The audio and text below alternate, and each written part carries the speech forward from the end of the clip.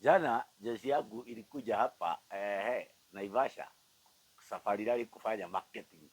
Jioni jamaa akaona kitemu kikubwa kizuri kinandodosa, na huku nyuma aji dashboard nayo.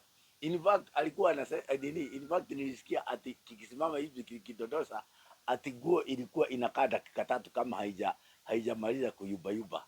Sasa akaambiwa na wengine waende, akawauliza tulikuja na nini. Sasa saa hii ndio tumetoka hospitali kumpeleka sababu ya aweze kutolewa hizo nini mandawa. Saa hii mchere babes wamejaa wapi? Mchere babes wamejaa Naivasha. Chunga sana mtu mwenye hamjuani, sababu umeona dashboard iko sawa, Githurai nayo iko unaweza jikinga mvua.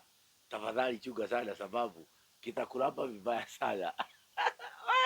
Wacha nikuchanuage huko tulipitia kitabu.